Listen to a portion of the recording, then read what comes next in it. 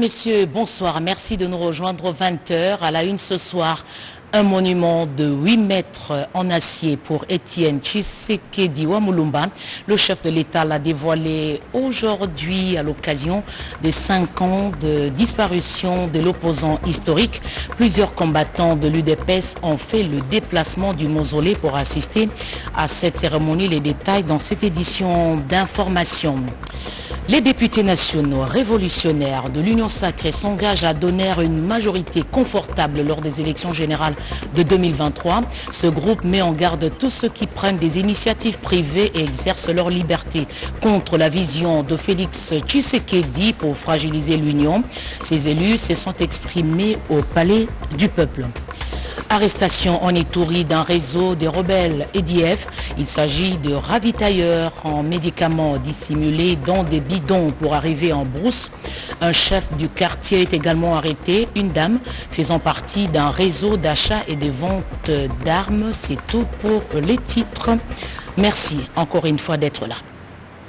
Cérémonie symbolique. Aujourd'hui, au mausolée du Sphinx de Limété, un buste de 2 tonnes a été dévoilé par le chef de l'État.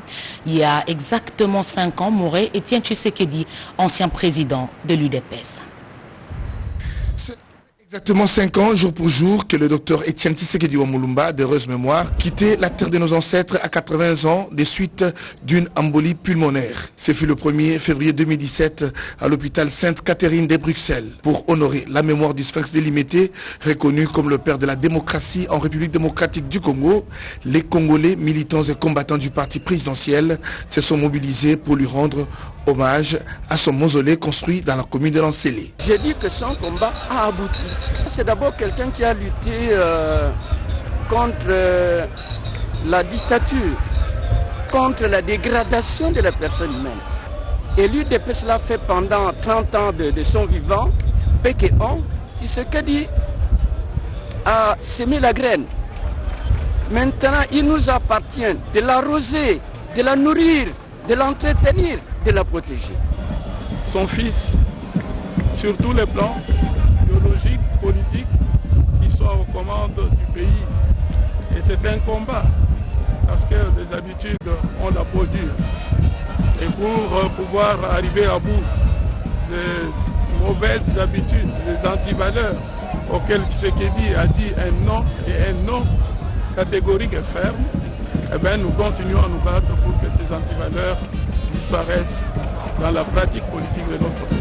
Le président de la République, Félix Antoine Tshisekedi Tshilombo, fils biologique d'Étienne Tshisekedi Wamulumba, est venu personnellement sur les sites. Il est accueilli par le chef de la maison civile. Après quelques minutes de recueillement, il a déposé une gerbe de fleurs et a procédé au dévoilement d'un imposant monument de cette icône de la scène politique congolaise, Étienne Tshisekedi Wamulumba, en présence de quelques autorités politico-administratives. C'est un monument de 2 tonnes, 8 mètres et demi de hauteur, 2 mètres et demi de largeur, assemblage d'acier et de résine sur base de tôle strélis, une couche de zinc et patine cellulosique pour la protection de l'œuvre contre les intempéries et pour une longue durée de vie. Une photo des filles et fils Tshisekedi devant le monument du feu Étienne Tshisekedi a sanctionné cette sobre cérémonie. La crise actuelle au sein de l'UDPS passera et tout reviendra dans l'ordre. Eteni Longondo, cadre du parti présidentiel, en est convaincu. L'ancien ministre de la Santé est sorti de son silence pour rendre hommage à feu Étienne Tshisekedi. Eric Amamba et Patrick Kachala l'ont rencontré. Sous terre, l'esprit d'Étienne Tshisekedi résiste à l'usure du temps. Son héritage est partagé par plusieurs générations. Ancien ministre de la Santé et cadre de l'UDPS, Dr Eteni Longondo, parle de l'héritage. L'héritage du Sphinx, Étienne Tshisekedi, se résume avec la phrase que lui-même a prononcée, le peuple d'abord. C'est un leader qui a combattu pour le peuple. Son problème, c'est que quand vous avez un compromis, si ce compromis-là ne tient pas compte de l'intérêt du peuple, lui, il reste ferme dans sa vision. Donc il ne va pas céder. Aujourd'hui, on ne voit que dans notre lutte l'intérêt du peuple congolais. L'UDPS, parti au pouvoir aujourd'hui, demeure un parti politique des libertés d'opinion. À travers le temps, cette valeur est conservée. Dans l'UDPS, nous avons une liberté de parole. Les gens qui remarquent des choses qui marchent ou qui ne marchent pas s'expriment librement. C'est ainsi que ça donne l'impression d'être un parti indiscipliné, d'être un parti qui attaque les autres, mais je ne crois pas. C'est un parti qui a lutté pendant très longtemps et qui est au pouvoir maintenant. Et malgré que nous sommes au pouvoir, le peuple continue à veiller sur les gestionnaires. C'est ainsi que vous voyez, il y a des gens qui se révoltent, il y a des gens qui recadrent les gestionnaires du pays. Donc ce n'est pas un parti discipliné. L'exercice de la démocratie atteste la maturité d'une formation politique. Après la tempête, viendra les beaux temps. La vision qu'incarnait le Père est le même que celle incarne le Fils et le même que celle incarnée par le Fils.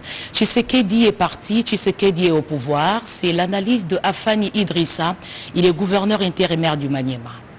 Ce jour-là, le 1er février 2017, on était totalement désemparés, totalement bouleversés, et voire même on avait perdu d'espoir. C'était comme s'il y a eu un mélange de jour et de nuit.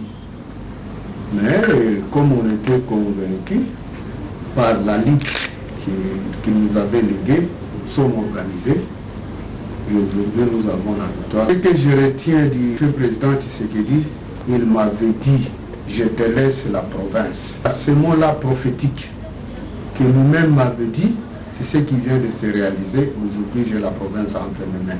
Ce patrimoine commun qui nous a légué, c'est un patrimoine qu'il faut protéger jusqu'à l'infini. Quand vous êtes constant dans la lutte, vous arriverez à une vraie victoire. La vision politique qu'incarnait le Père, c'est la vision politique qu'incarne le Fils. Ce qui est semblable du président Félix Antoine Tshisekedi Tshilombo au fait président du parti, le docteur Etienne Tshisekedi Wamulumba de Rez Mémoire, c'est cette vision-là, la vision qu'avait prôné le président du parti, le docteur Etienne Tshisekedi Wamulumba, c'est ce qu'incarne le président actuel, son Excellence Félix Antoine Tshisekedi Tshilombo, président de la République, chef de l'État. Et cette vision, c'est le peuple d'abord. Donc Tshisekedi est parti, bien entendu le Père, mais Tshisekedi est encore vivant, ce n'est pas pour rien que Tshisekedi fils est au pouvoir, et il y aura autant de Tshisekedi après Tshisekedi. Donc, le Tshisekedi, ça devient un état d'esprit. Le message que je dois lancer à la population, c'est le message de la paix, de la cohésion sociale et de la solidarité. De ne pas se laisser distraire par les gens qui cherchent leur intérêt propre au lieu de se battre pour l'intérêt de la communauté. Extrait choisi par Odepanda. Autre chose, dans un délai de 3 ans, le port en eau profonde de Banana sera construit. Hier, le chef de l'État a lancé dans la ville côtière de Mwanda les travaux de construction qui seront exécutés par DP World des Émirats Arabes Unis pour un financement de près d'1,5 milliard de dollars américains. Pierre Kibombe-Somwe. Une des retombées de la visite officielle du président de la République Félix Antoine Tshisekedi Tshilombo aux Émirats Arabes Unis. DP World et une firme industrielle émirati de renommée internationale va construire le port en eau profonde de Banana dans les territoires de Mwanda au Congo central avec le lancement des travaux ce lundi 31 janvier 2022. Tout a commencé dans la matinée par l'arrivée des invités de MAC, le Premier ministre Sama Lukonde et plusieurs membres du gouvernement, les députés et sénateurs et les ministres du commerce extérieur des Émirats Arabes Unis. 12h35, l'avion présidentiel atterrit à l'aéroport national de Mwanda. Après un bref cérémonial d'accueil à la descente de l'avion,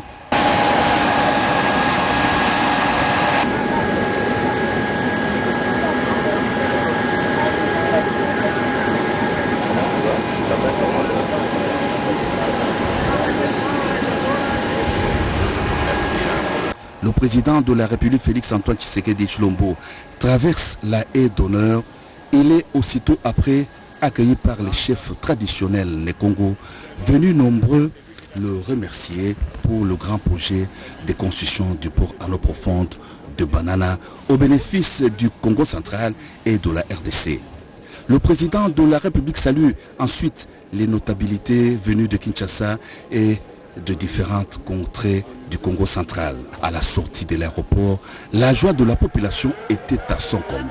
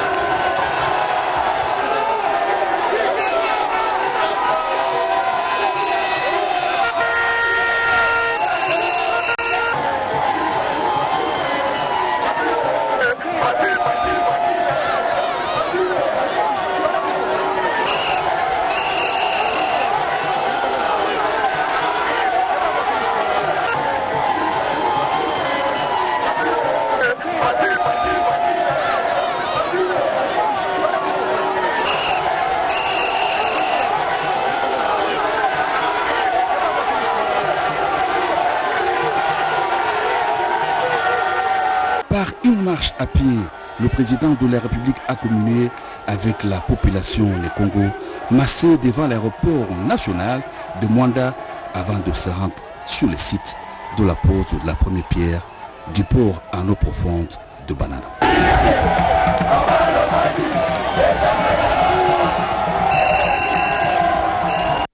Voilà, nous reviendrons justement plus tard sur les images de la cérémonie proprement dite hier à Banana. Politique, les députés nationaux révolutionnaires de l'Union sacrée mettent en garde tous ceux qui prennent des initiatives privées et exercent leur liberté contre la vision de Félix Antoine Tshisekedi pour fragiliser l'Union. Ils se sont exprimés au Palais du Peuple. On les écoute. Nous, députés nationaux révolutionnaires, patriotes, combattants de la liberté et gardiens du temple de l'union sacrée de la nation, réunis en séjour au Palais du Peuple pour examiner la situation politique de l'heure, mis par le souci de préserver les principes démocratiques et consolider les acquis de la révolution cristallisée par le basculement de la majorité au prix du sang et l'engagement sans faille de tous les compagnons de la liberté et de la démocratie, animés par la volonté républicaine d'accompagner en sentinelle de la révolution parlementaire historique le bon fonctionnement des institutions de la République ainsi que la mise en œuvre de la vision clairvoyante du développement de notre pays, la République démocratique du Congo, impulsée par le président de la République. Réitérons notre soutien indéfectible et inconditionnel au président de la République, chef de l'État, son Excellence Félix Antoine Tshisekedi Tshilombo et à ses actions, en lui renouvelant de ses faits notre loyauté et fidélité. Soutenons son Excellence Félix Antoine Tshisekedi Tshilombo à la magistrature suprême aux échéances à venir pour le compte de l'Union sacrée et consentons à lui offrir incontestablement une majorité parlementaire confortable lors des élections générales de 2023. Mettons en garde tous ceux qui prennent des initiatives individuelles, égocentriques et qui s'évertuent d'exercer leur liberté politique contre la vision de son Excellence, Monsieur le Président de la République, à l'effet de fragiliser l'unité structurelle consolidée de la majorité parlementaire au mépris de l'engagement des révolutionnaires. Rappelons à l'ordre tous les tireurs de ficelles et pêcheurs en eau trouble qui, par leur velléité politique et stratégie occulte, tentent de mettre en péril la stabilité de l'Union sacrée ainsi que des institutions de la République, dont notamment la Chambre basse du Parlement de la 3e législature. Appelons à l'unité ainsi qu'à la concorde de tous les membres de l'Union sacrée autour de son initiateur. Nous citons son Excellence Félix Antoine Tshisekedi Tshilombo, afin d'accroître substantiellement les chances d'une victoire écrasante de nos candidats aux différents niveaux des élections de 2023. Que vive la République démocratique du Congo. Que vive l'union sacrée de la nation. Que vivent les députés révolutionnaires. Nous vous remercions.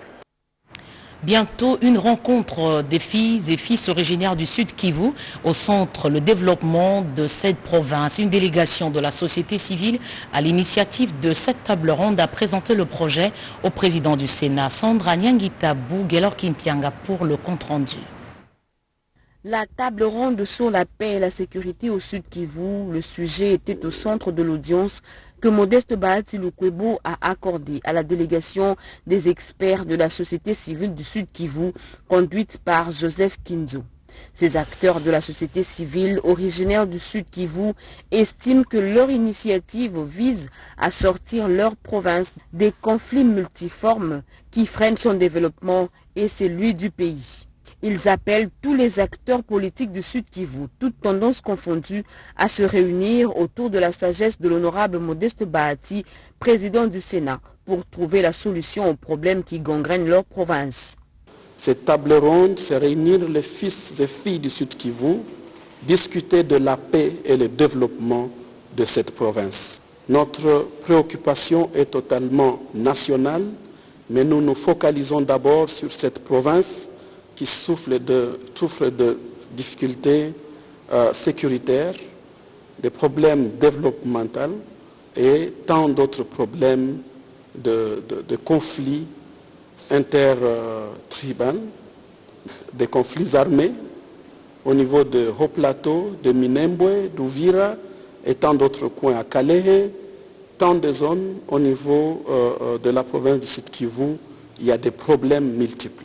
Disposé à accompagner l'initiative, le speaker de la Chambre haute du Parlement congolais a encouragé ses hôtes, soutenant que les enfants du Sud Kivu doivent traiter les problèmes qui les concernent en toute sérénité, loin de l'hypocrisie qui les caractérise actuellement. Il a en outre exhorté les initiateurs de la table ronde d'insister sur la bonne gouvernance, la sécurité et le développement. 537 agents et cadres de l'Office congolais de contrôle ont été décorés et admis à la médaille d'or de mérite civique pour les services rendus à la nation congolaise. Cette cérémonie de décoration coïncide avec la célébration des 48 ans d'existence de cette entreprise publique. Félix Zaloumeti-Dando, reportage. Ce cantique sous un soleil radieux marque un double événement à l'Office congolais de contrôle, OCC. Cette entreprise publique célèbre le 48e anniversaire de sa création en 1974, doublé de la décoration de récipiendaires. Ce à titre posthume, des dirigeants ici hors de l'office, des dirigeants fils maison, des pionniers, des cadres et des agents, soit un total de 537 admis à la médaille d'or de mérite civique. Dans la lecture de la décision des chanceliers des ordres nationaux y relative, le conseil administratif, le lieutenant-colonel Béou Roger a indiqué que cette reconnaissance des concernés et les résultats remarquables d'éminents services rendus à la nation congolaise. Soucieux de récompenser le sens élevé du devoir, d'abnégation et du patriotisme de ces derniers qui, depuis des décennies, ont discrètement mais efficacement joué un rôle vital et salutaire, notamment dans la protection de la santé des consommateurs congolais et de l'environnement menacé par des pratiques déloyales des opérateurs économiques véreux. Le chancelier des ordres nationaux est entré aussitôt dans la scène avec son propos sacramental de la décoration. Il est dans le décor de cordons d'honneur plantés pour la circonstance. Au nom du président de la République démocratique du Congo, chef de l'État, grand chancelier des ordres nationaux, son Excellence, Monsieur Félix Antoine Tshisekedi Tshilombo, et en vertu des pouvoirs qui nous sont conférés, nous décernons à chacun de vous ce jour la médaille d'or du mérite civique. Peu après cet instant, le général-major Matouté Zouloua, Amosso-Bois André, s'est mis dans l'ambiance de la décoration d'un échantillon de 20 récipiendaires. Protection contre la pandémie de Covid-19 oblige. C'est là au rythme de la fanfare militaire qui accompagnait l'événement sous une chaleur d'aplomb et des flashs de photographes très agités. Mais auparavant, le directeur général de l'OCC est vite revenu sur les recommandations de l'atelier de la réforme de l'OCC qui a précédé ces doubles moments. Selon Gabi Lubiba Mampouya, la gestion actualisée de son entreprise repose désormais sur la promotion de la bonne gouvernance et de l'éthique, l'initiation à l'audit organisationnel et structurel, le développement planifié des compétences et l'engagement de l'Office dans la numérisation intégrale de ses opérations. La manifestation a commencé par la prière de consécration à l'Éternel, Dieu Tout-Puissant, faite par le pasteur Josué. 48 ans d'âge, l'Office congolais des contrôles a un parcours élogieux et reste partenaire de la télévision publique. Réaction de Robert Belide Mbunga, directeur général intérimaire de la RTNC, propos recueillis par Jacques Chibobois. Encore une prouesse de plus au sein des forces armées dans la lutte contre les groupes armés. À Ituri, le premier groupe est constitué de 4 collaborateurs de ZADF, dont 2 Maïmaï et un ravitailleur à médicaments de ces rebelles. Ils ont été arrêtés en chefferie de Walese-Vonkoutou avec une grande quantité de médicaments conservés dans des bidons, a dit le porte-parole des opérations militaires en Ituri. C'est vraiment un réseau de ZADF, mon général. Étant donné qu'il y a beaucoup de blessés dans les cas ennemis, il a pris l'engagement d'aller acheter les médicaments pour ramener en brousse là où ils sont en détresse. Un rebelle très malin qu'il est, ils vont utiliser ces bidons pour acheminer ces médicaments au niveau de la brousse. Le second groupe, il s'agit d'un réseau d'achat et de vente d'armes. À la tête, la chef du quartier Bakongolo et 3 autres personnes appréhendées avec une arme PKM, explique le lieutenant Jinungongo. Mon service a mis la main sur cette dame en voulant acheter cette arme d'appui à un montant de $1 500. Au patron des opérations militaires en Ituri, le lieutenant général Luboyanka Shoma Johnny, d'interpeller les uns et les autres à la prise de conscience au refus de collaborer avec les groupes armés en vue de sauver la province. Je crois que la population iturienne doit comprendre que le temps de la paix est arrivé. Cette arme-là ne pardonne pas. Et vous voyez, ce sont des dames qui sont allés acheter cette arme-là. Rappelons que c'est le 1e cas d'arrestation des cerveaux monteurs des groupes armés, dont les ADF, Maïmaï, Kodeko, Zaïre et Espik, au front nord en territoire de Djougou et au front sud en territoire d'Iroumou.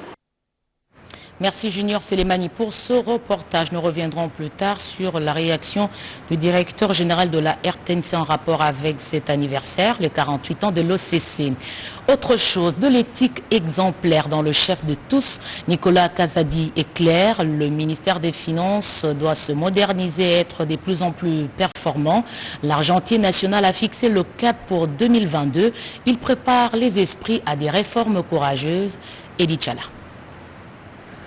Loin d'être une simple cérémonie protocolaire, comme à l'accoutumée, Nicolas Kazadi, ministre des Finances, a profité de cette occasion pour rappeler aux uns et aux autres sa détermination à faire du ministère des Finances un ministère moderne, mobilisateur et performant. Pour l'argentier national, un ministère moderne suppose une administration dotée des ressources humaines qualifiées, des moyens techniques et matériels de pointe, d'un esprit d'équipe et d'une éthique exemplaire. Un ministère mobilisateur veut dire celui qui mobilise les ressources nécessaires pour la mise en œuvre des politiques du gouvernement. Enfin, un ministère performant est celui qui assure la stabilité macroéconomique et crée des conditions pour le financement et le développement de l'économie, ainsi que l'amélioration des vies des populations. Pour le ministre des Finances, l'atteinte d'une telle vision implique à coup sûr des engagements des parties prenantes, la mise en œuvre des réformes courageuses, ainsi que la promotion de l'éthique exemplaire dans le chef de tous. C'est justement dans ce contexte précis que Nicolas Kazadi a initié la première retraite stratégique 2022 du ministère des Finances, qui visait non seulement à faire un état des lieux des performances et défis de l'année 2021 et définir les priorités stratégiques de 2022. En ce qui concerne les priorités 2022, il y a lieu de souligner les engagements et le plan d'action ci-après. En matière de mobilisation des recettes publiques, l'accroissement des recettes par les régies financières, l'augmentation du nombre de contribuables et comptes fiscaux, l'accélération des réformes et des actions préconisées.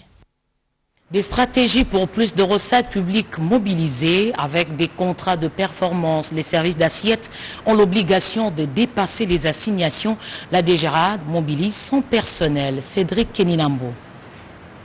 Cette rencontre fait suite à la conférence des directeurs de la DGRAD sous la conduite du ministre des Finances. Pour mettre en place des stratégies efficaces de mobilisation des recettes, ces échanges avec les services d'assiette concernés dans la constatation et liquidation a posé les jalons d'une synergie pour pouvoir dépasser les assignations budgétaires exercice 2022 fixées à près de 2 935 milliards de francs congolais. Pour les atteindre et les dépasser, parce que c'est ça l'objectif, qui est conforme au contrat de performance qu'on venait de signer avec son Excellence Monsieur le ministre des Finances à Mwanda. Nous allons donc continuer. On a commencé aujourd'hui à travailler sur les stratégies de mobilisation avec les administrations et services concernés et qui ont en charge la constatation, la liquidation de ces mêmes recettes, mais aussi à fournir aux requérants, services ou entreprises et personnes physiques les services que l'État met en consommation et qui sont payants. Là où c'est payant, donc la DGAD intervient en dernière phase de la mobilisation des recettes. Parmi les points traités au cours de cette grande rencontre figure entre autres l'évaluation des réalisations de l'exercice 2021. L'on note aussi l'évaluation du protocole d'accord des constatations et des liquidations des recettes 2021. Un point d'orgue a été mis sur les priorités de 2022. Depuis 20 ans, 2 décennies avec 1800 projets agréés, devant la presse, Anthony Kinzo Kamole, directeur général de cette agence, a reconnu que beaucoup reste à faire malgré ces statistiques. Patrick Michel Moukoui.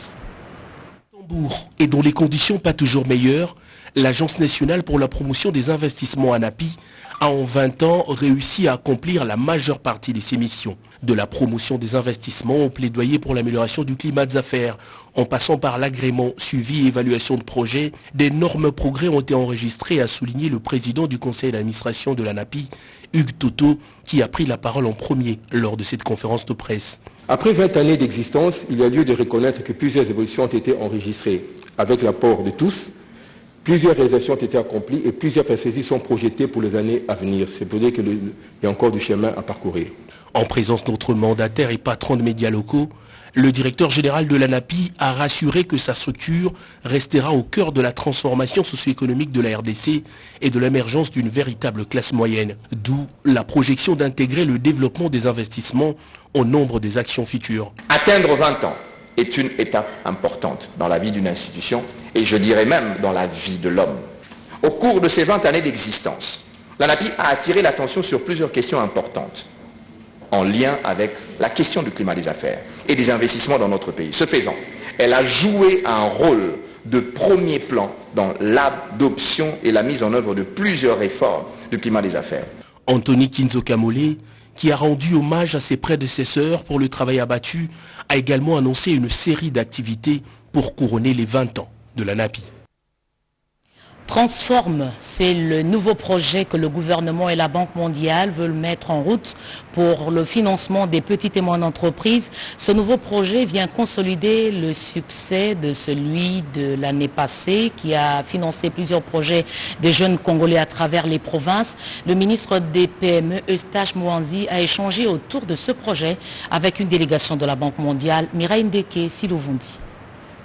Du plan de travail budgété de l'année 2022 par le comité de pilotage du projet d'appui au développement de micro, petites et moyennes entreprises. L'heure est à son exécution. C'est ce qui a justifié cette réunion sous la direction du ministre d'État en charge de l'entrepreneuriat, petites et moyennes entreprises, maître Eustache Mouanzi Moubembe, avec la délégation de la Banque mondiale. Délégation conduite par Magueye Dia, chef de mission de la Banque mondiale, qu'accompagnait le coordonnateur du PADEMPM, Alexis Mangala. Après la réussite de l'activité phare du PADEMPM, le concours du plan d'affaires COPA l'année passée, le gouvernement de la République, à travers le ministère de l'entrepreneuriat, a sollicité à la Banque mondiale l'extension du projet au bénéfice d'autres entrepreneurs porteurs de projets innovants à travers la République. Demande qui a reçu un avis favorable de la Banque mondiale avec un nouveau projet dénommé Transforme. Nous sommes venus rencontrer le ministre pour lancer la préparation d'un projet qui va faire suite à l'actuel projet d'appui au développement des petites et moyennes entreprises de PADEMPM. C'est pour cela que le gouvernement avait souhaité, auprès de la Banque mondiale, que ces activités du PADEM-PME qui avaient été lancées juste sur un certain nombre de provinces puissent être étendues à d'autres provinces. C'est quelque chose qui rassure les jeunes, qui rassure les femmes aussi, dans leurs compétences, dans leur capacité d'ouvrir toutes les portes. Et pour une meilleure préparation de ce nouveau projet, un atelier sera organisé dans les jours à venir sous le haut patronage du ministre d'État, Maître Eustache Mouhanzi, avec la participation des délégués de province à Kinshasa. Le G24 à la base de plusieurs initiatives dans la capitale. On note ces 3 grandes actions: réinsertion sociale des Kuluna, leur enrôlement à la couverture santé universelle, mais aussi des initiatives d'autonomisation financière. Sandra Nyangitabu pour des précisions. À Kaouka, devant le siège du G24, l'ambiance est de grand jour. Par cette journée porte ouverte, le public a apprécié ce bâtiment qui, en lui seul, symbolise un engagement, celui de l'honorable Jean-Marie Lukula Simasomba, d'accompagner la vision du chef de l'État, Félix Antoine Tshisekedi Tshilombo. Ce bâtiment sera le foyer de la lutte contre la délinquance juvénile à travers la désintoxication et la réinsertion sociale de Kuluna, l'effectivité de la couverture maladie universelle. Des milliers de familles s'enregistrent déjà. Et à cela s'ajoute l'autonomisation financière de femmes à faible revenu par l'octroi des microcrédits. Ces dernières, plus de 450, ont obtenu un fonds de démarrage grâce à l'intervention de l'argentier national Nicolas Kazadi. Elles n'ont pas tari d'éloges à l'endroit des autorités de G24. Cette triptyque est une trouvaille pour le bien-être des plus démunis et ceux qui ont perdu espoir d'un lendemain meilleur.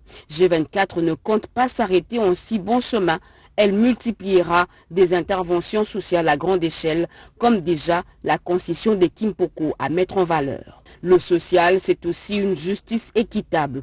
Ainsi, G24 a pris l'engagement de mettre un avocat conseil à ses frais pour une assistance juridique pour venir en aide à toute personne qui serait en situation de dépossession illégale d'une parcelle ou victime d'une injustice quelconque.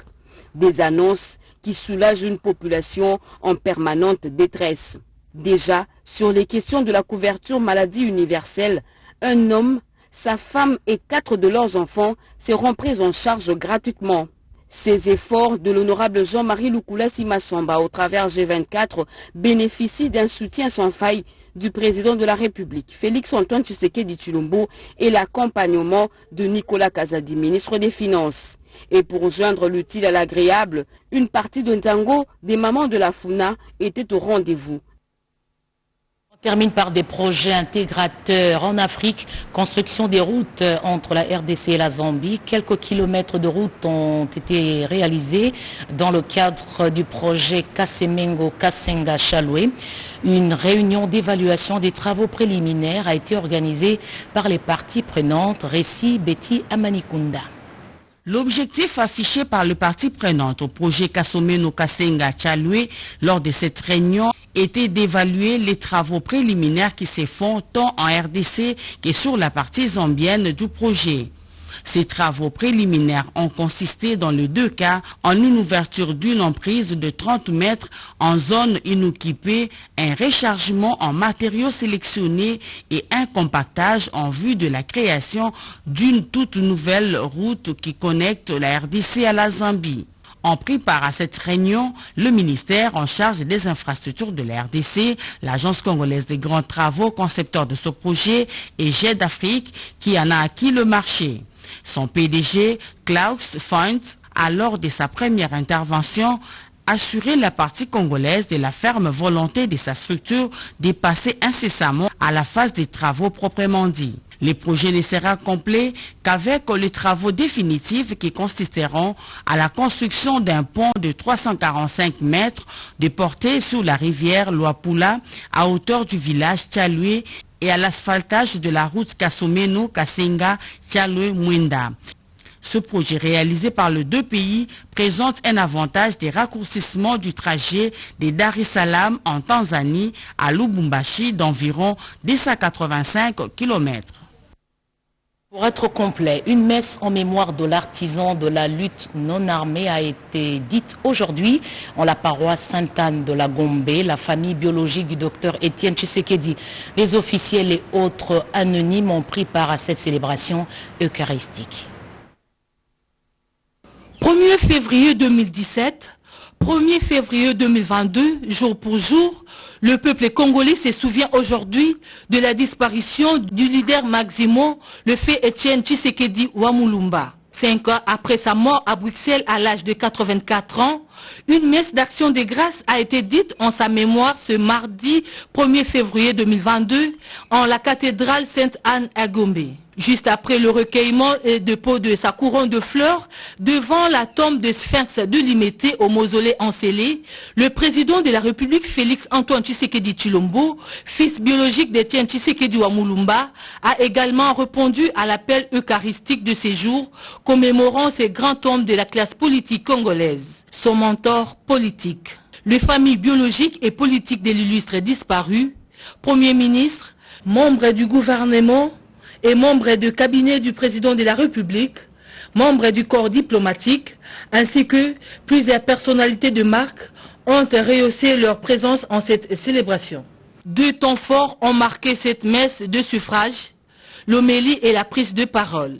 Dans son homélie, l'officiant de la messe, Monseigneur Félicien Mwanama, évêque de Luisa dans les Kasaï centrales, a laissé entendre qu'Étienne Tshisekedi Wamulumba avait pour exigence de faire triompher son idéal politique pour le progrès social du peuple congolais. Prenant la parole peu avant l'homélie, Bruno Mite Yonyenge, chef de la maison civile du chef de l'État, a annoncé l'instauration à l'université de Kinshasa du prix Excellence Étienne Tshisekedi. Ce, dans le but de récompenser les étudiants de l'UNIKIN. Élevé le 1er juin 2019 à titre posthume dans l'ordre national héros nationaux Kabila Lumumba au grade du Grand Cordon par le chef de l'État Félix Tshisekedi, le leader de l'opposition congolaise a lutté toute sa vie pour l'instauration de la démocratie et le progrès social, l'établissement d'un véritable état de droit, mais aussi la protection des droits humains. Né le 14 décembre 1932 à Luluabu, l'actuel Kananga, dans le Kasaï central, Étienne Tshisekedi Wamulumba était marié à Madame Marthe Kassalou. Père de famille, il a laissé plusieurs enfants, dont le 5e Félix Antoine Tshisekedi Tshilombo, l'actuel président de la République démocratique du Congo. Premier docteur en droit à l'université de Lovanium, Étienne Tshisekedi Wamulumba a eu un large cursus